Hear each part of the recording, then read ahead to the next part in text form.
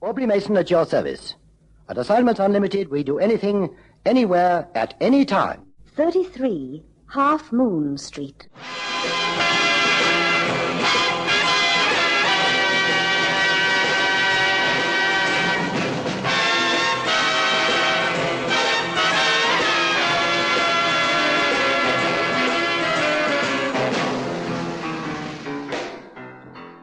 The moment you feel a cold coming on, turn to Snellerin for help. Snellerin is a tried, effective remedy that defeats flu misery. You feel better quickly with Snellerin. What does tomorrow hold for you? All the good things in life? Then you'd better start planning for them now by saving regularly each month. Yes, you've got to plan and you've got to save. Let's get together with the NBS. Save your money, yes, yes. Save for a brighter tomorrow. Save NBS. Yes, NBS. Yes, the Natal Building Society is the ideal choice for today's young people because the NBS is South Africa's go-ahead building society. Motorists. The new name for all genuine Ford parts is FOMOCO. F-O-M-O-C-O. To get high-precision parts that are made right to fit right, make sure they carry the name FOMOCO.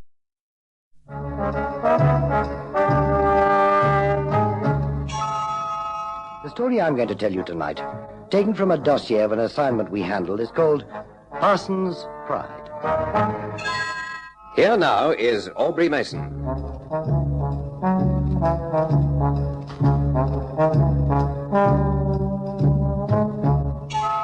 What a mistake it is to judge people by their appearance. This is a fact which has been brought home to me many, many times since Assignment Unlimited came into being. The assignment I'm going to tell you about tonight will prove my point very forcibly. It began when the intercom on my desk buzzed. Mrs. Parsons, who has an appointment for 3 o'clock, has arrived. Shall I send her through? Yes, please. At that moment, she was only a name in my diary. Mrs. A. Parsons. For the next moment, the door opened. Mrs. Parsons.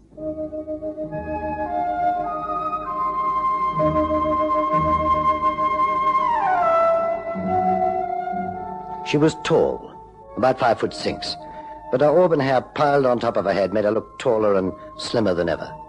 She had an exquisite face set on a long neck. She was expensively dressed and immaculately groomed. Her eyes were big and brown, and her mouth was soft and generous. I put her age at about 38. I stood to receive her, and she extended a white-gloved hand in greeting. How do you do, Mrs. Parsons? How do you do? Oh, please sit down. Oh, thank you. Now then, how can I help you? May I preface what I'm going to say by showing you something? Well, of course. It's in my bag. Here we are. Diamonds. Beautiful diamonds, too. To be more precise, Mr. Mason, a diamond earring. Exquisite. Well, tell me more. It's one of a pair valued at £5,000. The other is lost. Or rather, it's not lost, it's...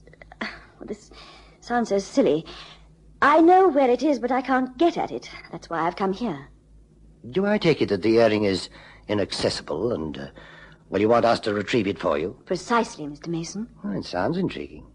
Now, before we go any further, may I take down a few particulars? Certainly. Now, your full name is... Angela Parsons. Angela Parsons. Your address? My home address is Harrogate in Yorkshire, but I'm staying at the Hilton Hotel in Park Lane. I came down here to do some shopping and see some shows. Oh, I see. Well, thank you. And where is the earring? At the Hilton Hotel, in the basement. Yes? I have a room on the first floor. Last evening, I'd been out to dinner in the theatre with some friends. It was quite late when I got back. In fact, it was during the early hours. I was very tired, and I'm afraid I was rather careless. I took off my earrings and necklace and put them on the dressing table. This morning, I ordered breakfast in my room. The waitress came in with a tray, and I had it at my bedside. When I'd finished, I wanted to tidy the place up a bit, so I moved the tray and put it on the end of the dressing table. When I'd put it down, I pushed it on so that it would be safer. But in doing so, the back of the tray pushed my jewelry. Well, in the wall, behind the dressing table, there's a vent. And when I pushed the tray, the back of the tray pushed one of my earrings into the vent. Well, of course, I realized immediately what I'd done, and I called the hotel manager.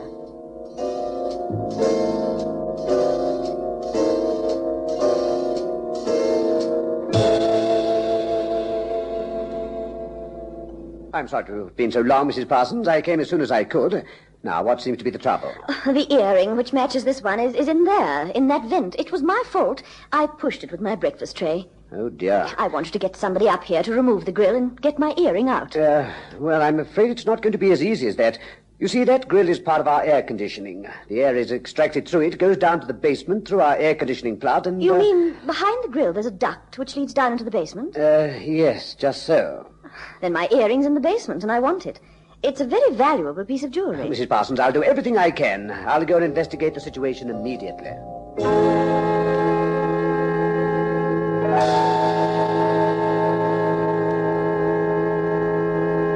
The poor man came back to inform me that the air duct down which my earring had fallen joined a horizontal duct in the basement. It was totally inaccessible, he said.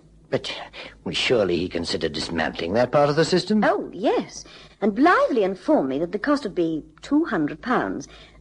Frankly, Mr. Mason, I considered that to be excessive. Forgive me, Mrs. Parsons, but am I right in thinking that your jewelry is insured? You are? Well, then there's surely no problem.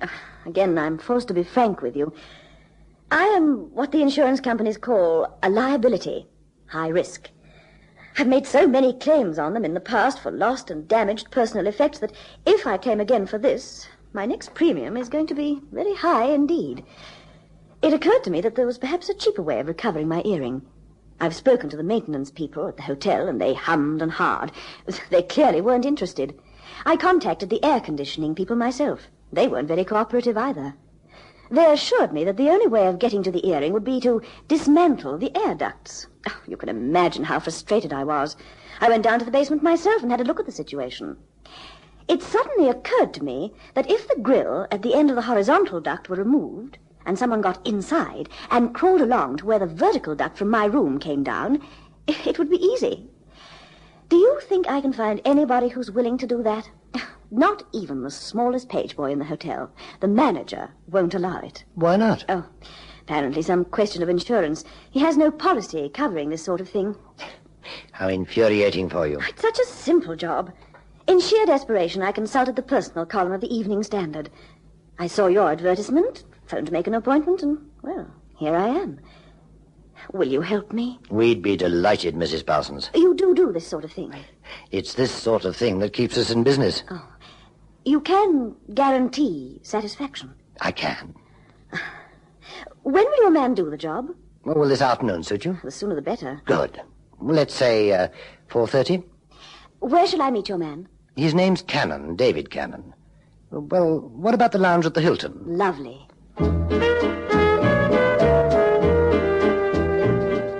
When Angela Parsons had left my office, I gave instructions to Mrs. Gamble that Cannon was to come and see me immediately. He came promptly, and I apprised him with the facts supplied by Mrs. Parsons. Sounds pretty careless. Yes, Cannon, but she admitted it. Nice? Captivating. A lady, but married. Pity. Well, how will I know what she looks like? Oh, just make yourself known to the most beautiful woman of 40 in the Hilton Lounge. That will be she. Any special instructions? Well, I think you'll need pliers, screwdrivers, spanners, boiler suit, and a lamp which you can strap to your forehead. 4:30, you said? That's right. Well, what's the joke? Well, I'm a sucker for a beautiful woman, but this will be the first time I've got on my hands and knees for one.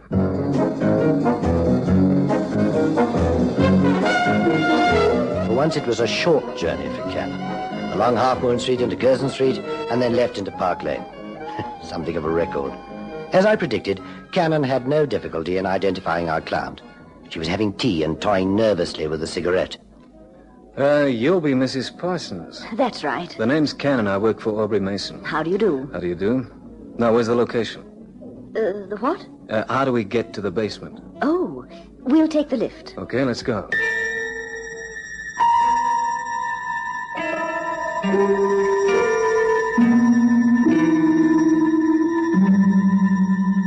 It'll be a tight squeeze for you. I've been in tighter spots than this. It's about, 50 feet to where the down duct joins this one. There's a strong draft in there. Do you think it's conceivable that my earring will have been drawn further along the duct towards the fan? Possible, but unlikely. We'll see. It only took a few moments for Cannon to remove the wire grill from the end of the duct. He did this by standing on the boot of Mrs. Parsons' car. He then donned his boiler suit, strapped a miner's lamp to his forehead, and hoisted himself into the narrow opening.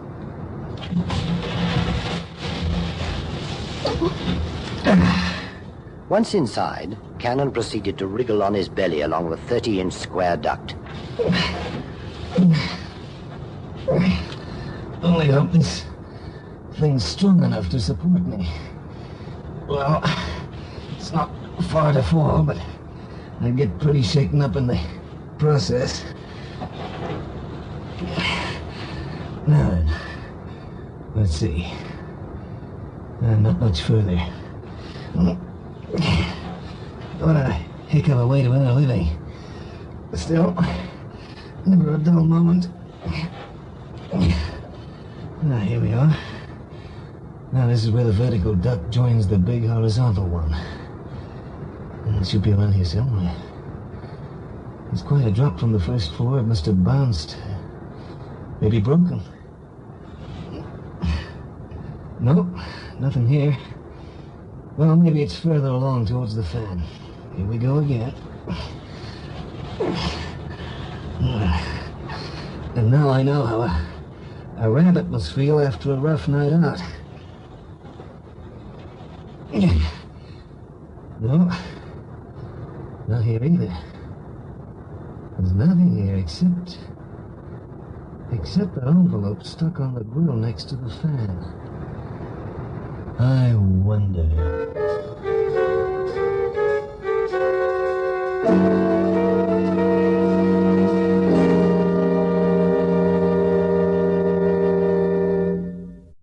Surf with Super Blue puts true whiteness back into your wash. A real white, a true white. It's Super Blue White. Trust Surf to get your wash truly white. The white of Surf with Super Blue. Deurbrak en pynverligting. Aspro nuwe mikroverfynde Aspro. Aspro is nou mikroverfyn vir versnelde verligting van pyn. Nou bereik Aspro die bloedstroom meer as 2 keer vinniger.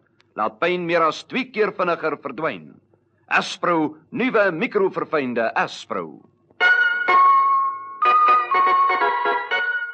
Cleaner breath, cleaner taste, cleaner teeth. 3 ways clean, that's Colgate Clean. Brush your teeth the Colgate way. Help clean your breath, help fight decay.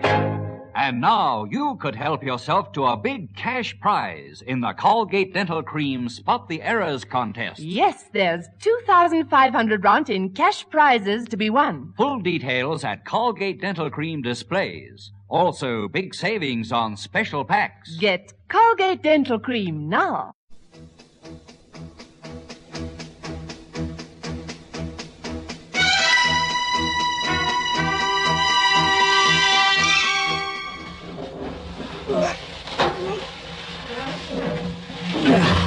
I was beginning to think you got lost. Wow. Just let me get down from up here. Oh, well, that's that. No earring. Of course not. Where's the envelope? Hey, now, wait a minute. Mr. Cannon, I'm in no mood to indulge you and your wisecracking. I want that envelope. Or else. Well, you must want it pretty badly. Do you mind pointing that thing the other way? I get pretty nervous looking into the barrel of a gun because it's been my experience they have a nasty habit of going off.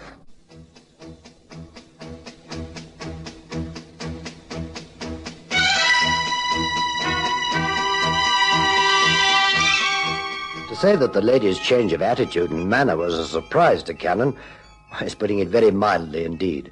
He was shocked and not a little nervous. Well, I must say you had me fooled. It's not often I'm taken for a sucker like this. Please be reasonable and sensible, Mr. Cannon. You can see you have no choice. You've got the envelope. Hand it over. Well, now, you know, I've often been told I'm blessed with a sixth sense. I guess I must be. I mean, why else would I have left the envelope where it is? You did what? That's right. Go ahead, look in my pockets. Oh, why? Hey, look out, there's a car coming down the ramp. What? Thanks. I'll take this. That's better. Now, you just keep your distance, huh? Oh. All right, Mr. Cannon. You've got the upper hand. If you care to examine that pistol, you'll find it isn't loaded.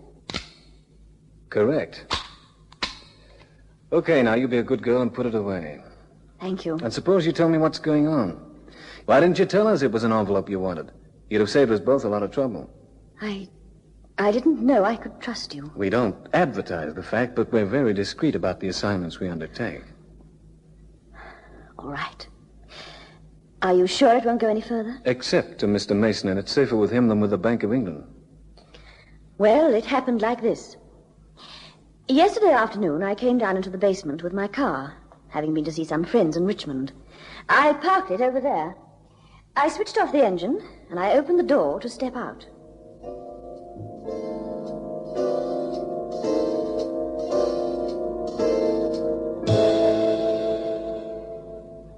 Allow me. What? How do you do? Oh, you gave me such a fright. I didn't see you. I know. You know? I've been waiting for you. You don't know me. Allow me to introduce myself. Cyril Purdy. Oh, how do you do? You wish to see me? I know about you. Or to be more precise, let me say, I know about your husband. My husband? And, the goings-on. I'm sure I don't know what you're talking about. Oh, come, Mrs. Parsons, you're not a fool. Neither am I. Let's not beat about the bush.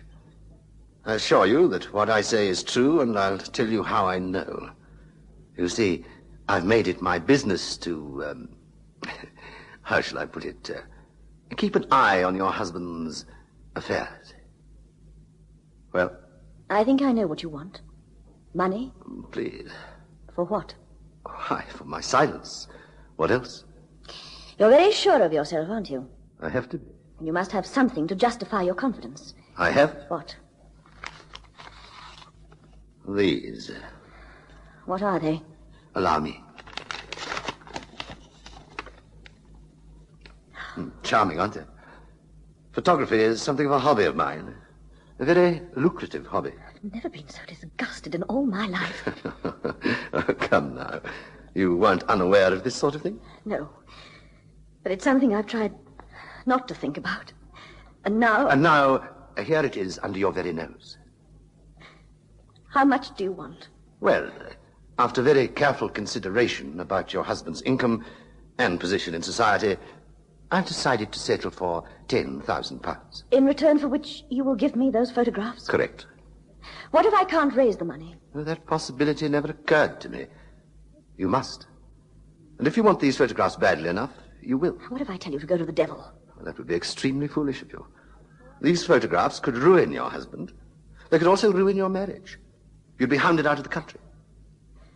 I'm going to need time to think about this. Oh, but of course, dear lady. In the meantime, I'll return these photographs to their envelope. Here. You don't feel so confident now, do you, Mr. I'm warning you, Purdy? Mrs. Parsons. If you try anything foolish, I shall be most severe with you. Keep away from me. You don't think I'm fool enough to let you get away with those photographs, do you? I'm not letting £10,000 slip through my fingers. I've put too much time and energy into my scheme. Give them back to me. Keep away from me, you beast. I'm a patient man, Mrs. Parsons, but I also have a violent temper. You wouldn't dare lay a finger on me. Wouldn't I? He lunged towards me, and I cried out. I didn't know what to do. I was alone in this basement garage, and I knew that that sort of man would stop at nothing. I couldn't run to the lift. There wasn't time. He would have caught me. On the other hand, he was blocking the other exit, the ramp up to the street. And then I saw the grill at the end of the horizontal air conditioning duct. I remembered feeling the movement there as I walked past it to the lift early that morning. I rolled the envelope into a cylinder which I hoped would have a small enough diameter, and I suddenly dashed to the grill. Before Purdy knew what I was doing, I'd slipped it through. And I felt extremely gratified to see the draft catch at the envelope and suck it away into the darkness.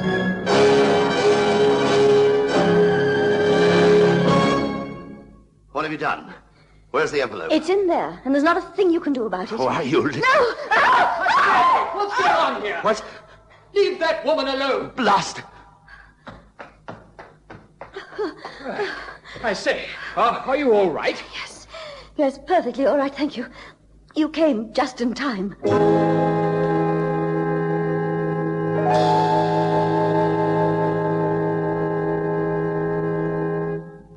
I thought I was going to faint, but I didn't.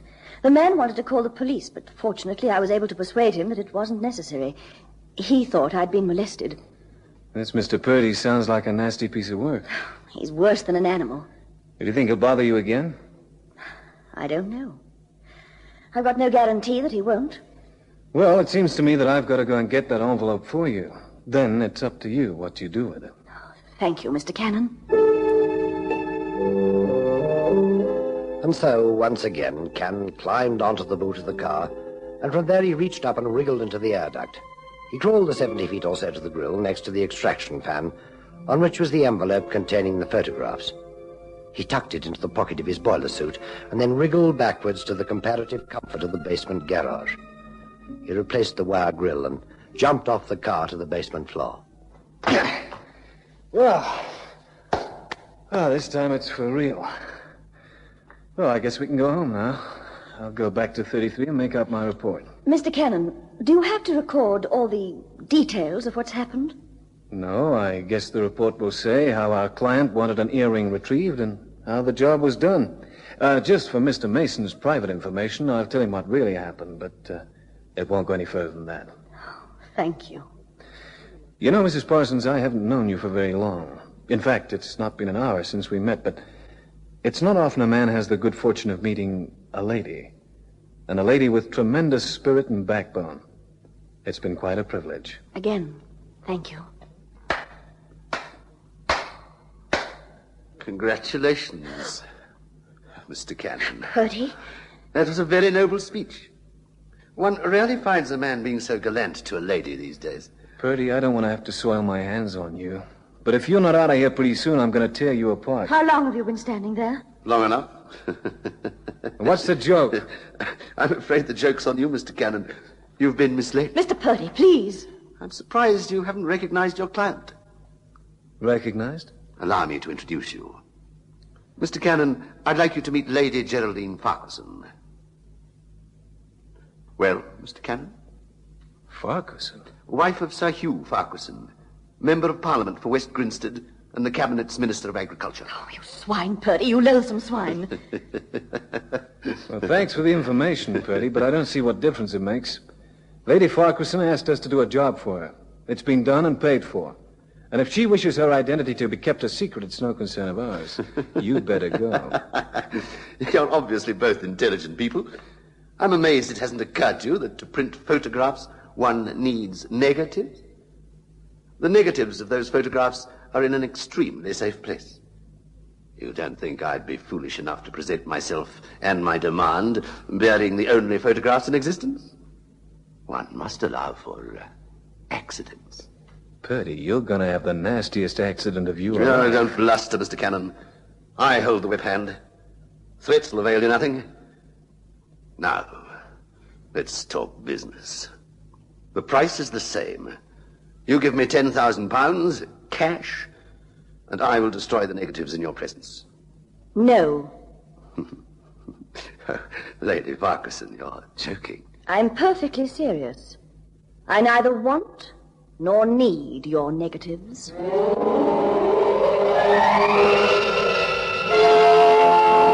Vir volmaakte pas, volmaakte drapering en die jeugdige weelde van suiwer nuutwol, kyk uit na die wolmerk op die etiket.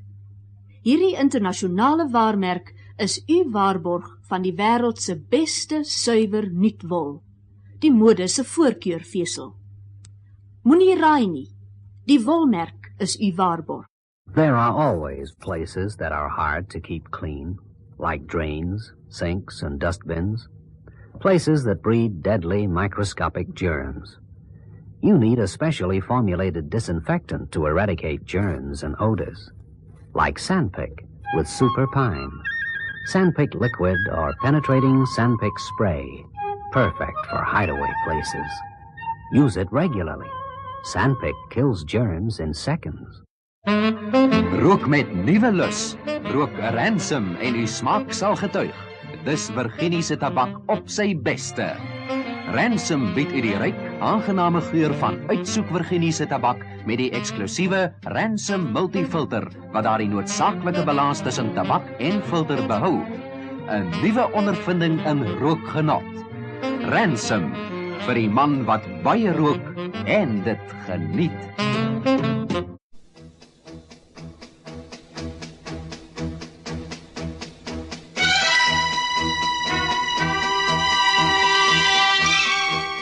The faces of both Purdy and Cannon must have been perfect pictures of surprise and disbelief.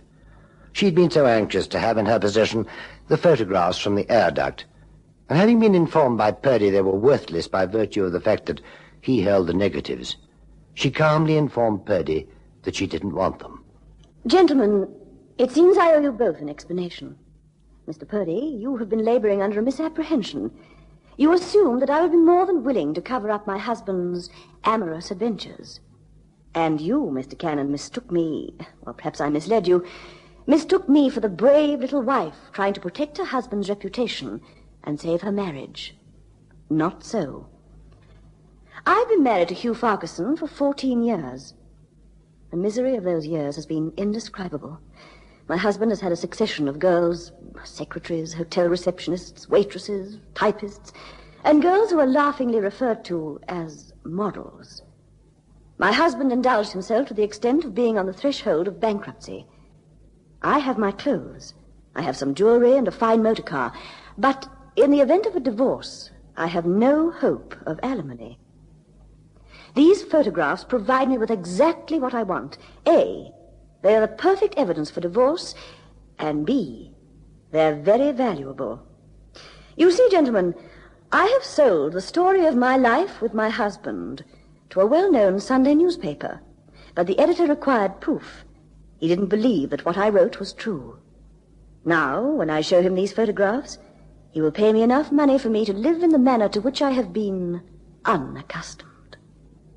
You, Mr. Purdy, have nothing. But someday I'm sure you'll get what's coming to you. You, Mr. Cannon, have been extremely courteous and kind. At least you have a fee for your services.